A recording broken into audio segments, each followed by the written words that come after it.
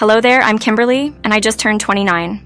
Once upon a time, I made the not-so-smart decision to marry a man with a truckload of problems. I was under the charming but mistaken belief that love could fix everything. I thought I could be the one to make him realize how valuable he was. Boy, was I wrong. While love is strong, it isn't a magic wand that can teach someone to cherish themselves. My ex, let's refer to him as Joseph, was obsessed with making his parents happy.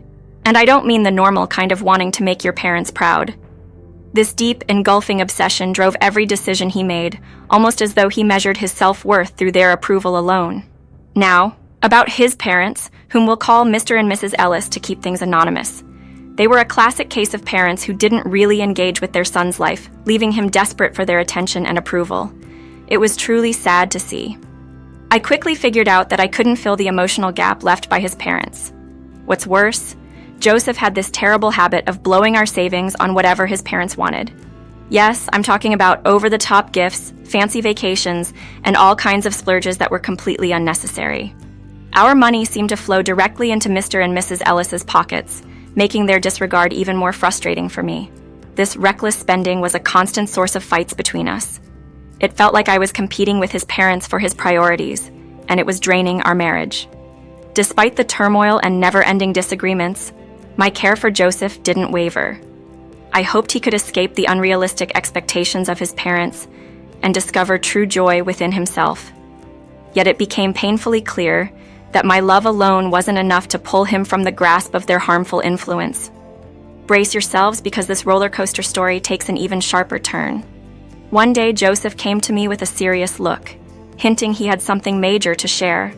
Having been through many ups and downs with him, I braced myself for what was next, unaware of the bombshell about to be dropped.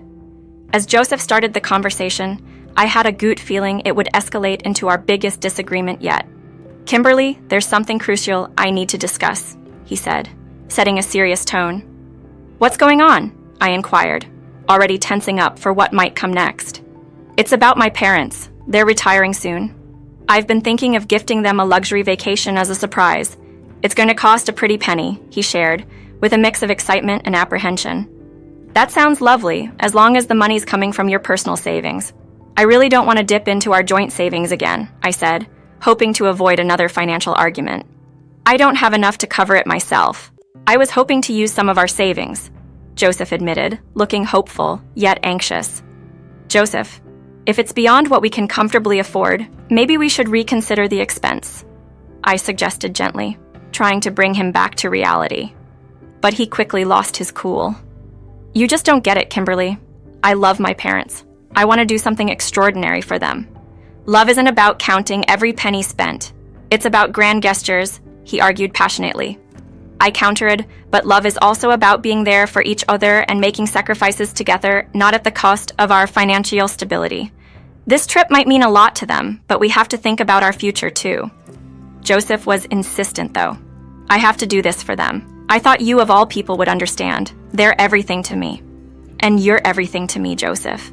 But we have to be practical. We can't just use up all our savings on one trip," I reasoned, hoping to find some middle ground. He accused me of being selfish, unable to see the importance of his gesture. "It's not about being selfish, it's about being sensible and planning for what's ahead," I explained, wondering just how much he planned to spend. When he said he needed all of it, my heart sank. "All of our savings? Joseph, that's just reckless," I said, shocked by the magnitude of his request. "You're being heartless," he retorted, convinced I couldn't understand his desire to please his parents. "No, Joseph, I'm being realistic. We can't afford to give away $85,000 on a whim," I said, my patience wearing thin. His casual mention of getting the money back later only added to my frustration.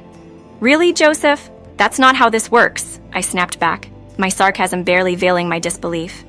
It was clear we were at an impasse, our views on love, responsibility, and financial security clashing more than ever. The argument reached a fever pitch. Our voices weren't the only things escalating. Suddenly, objects were taking flight, shattering upon impact as if to punctuate our heated exchange. In this chaos, Joseph dropped a bombshell, declaring if I couldn't back him up on this, he wanted a divorce. He probably expected me to panic, to claw desperately at the fragments of our marriage, but I didn't. Instead, I gathered all the serenity and resolve I could muster and simply responded, "Okay, Joseph, if that's truly what you desire." The astonishment on his face was a sight to behold. He had anticipated tears, begging even, but what he got was my unwavering stance.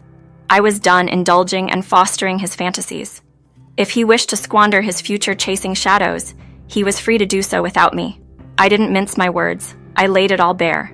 I made it clear that his endless quest for his parents' approval was as futile as trying to shield oneself from a storm with just an umbrella, an exercise in futility.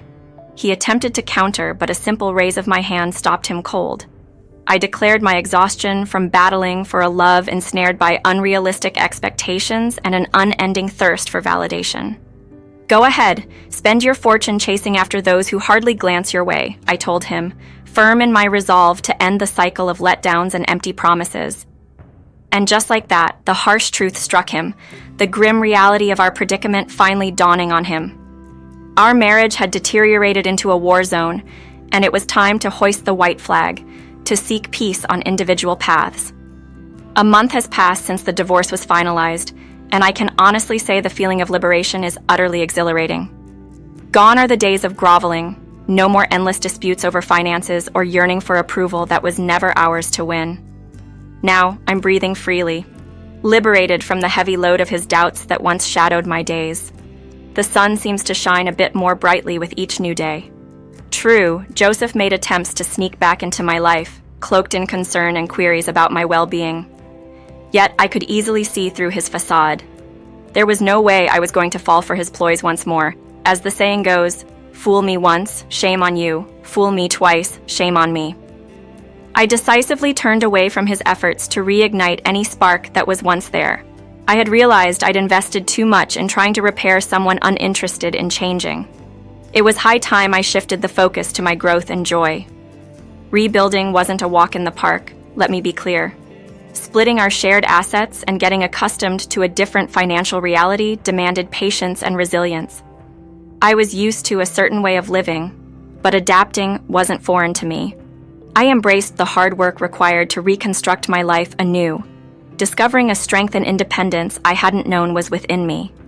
Rekindling old friendships, diving back into hobbies I'd put on the back burner, and discovering new interests made the world feel vast and full of possibilities. I was keen to make the most of this fresh start. Certainly, there were moments filled with self-doubt and solitude, and adjusting to a new budget was a hurdle. The wounds from a dissolved marriage don't heal overnight. Yet, with each day that passed, I found comfort in the fact that I was no longer sacrificing my happiness to cater to someone else's insecurities. The ease with which I moved forward might have been a sign that I had been clinging to a lost cause for too long. It amazed me how much I could achieve once freed from that burden. So, there I was, a month later, still navigating through adjustments but flourishing all the same. Joseph's incessant messaging had taken a new turn. He was now painting himself as the protagonist of a dramatic tale, claiming to be in danger and insisting on a meeting. Exhausted by his constant attempts to contact me, I decided it was time to confront the situation. In the midst of his ongoing messages, I called him. "Joseph, we've been through this. We're divorced. It's time for us to move on," I firmly stated. "Kimberly, please, I just need a moment to explain. I'm in serious trouble and you're the only one I can turn to for help," he implored. Perhaps it was the long absence of his voice, or maybe he truly sounded scared, but against my better judgment, I agreed to meet. "Fine, but we're not meeting at my place. Let's go to that cafe we used to frequent. No tricks. Understood?" I said. "Thank you, Kimberly. I promise. I just need someone to listen." "You're the only one who gets me," he replied, sounding relieved. "I know what you're thinking. Kimberly, why would you agree to meet Joseph after everything?" Believe me, I question my own decision. Yet there's a part of us that sometimes gives in to a mix of curiosity and a lingering shred of concern, no matter how strong we are. I couldn't ignore his plea, divorced or not. Part of me still cared. So, there we sat, opposite each other in the charming bistro, surrounded by the comforting aroma of coffee. However, not even the pleasant scent could soften the thick air of tension between us. Observing Joseph, with anxiety etched across his face and his attempts to pull at my heartstrings with those sorrowful eyes, was almost amusing. This time, however, I wasn't swayed. Leaning back, I maintained a composed demeanor, ready to hear him out, yet firmly in control. I had every intention of steering this conversation on my terms. Okay, Joseph, you've got my attention for now. What's this danger you've supposedly found yourself in? And just to be clear, playing the hero isn't on my agenda anymore. I'm done cleaning up after your messes, I said, keeping my tone firm yet open. Joseph exhaled deeply, his face a mix of regret and desperation that was almost pitiful to see. However, I steeled myself against any emotional manipulation. I know I've made mistakes before, Kimberly, but this situation is different. I've gotten involved with some seriously bad people. I owe them a lot of money, and they're not known for their patience, he confessed. I couldn't help but raise an eyebrow, skeptical of his dramatic story. Really, Joseph? Dangerous people? Are we revisiting the tale of your imaginary friends who seem to attract trouble?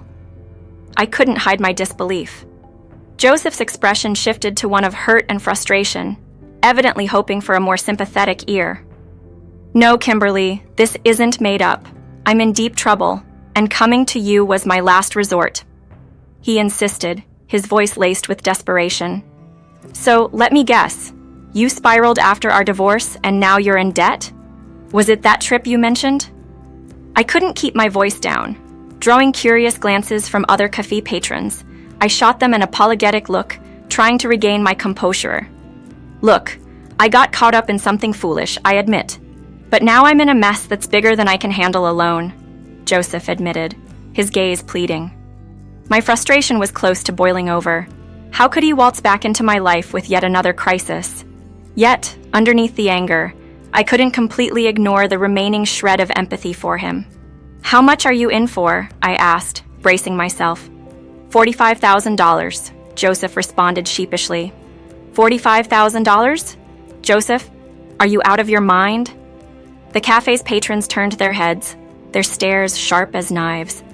This time, I didn't bother to offer an apology to the surrounding cafe patrons for my outburst. If they were in my shoes, hearing what I was hearing, they'd likely react the same way. Kimberly, please, I'm begging you. I've got nowhere else to turn. I know I've made a mess of things, but you're the one person who really believed in me, Joseph pleaded, his eyes shining with a sincerity that reminded me of the man I once loved. But those days were long gone, and my priority now was self-preservation, even if it meant walking away from him.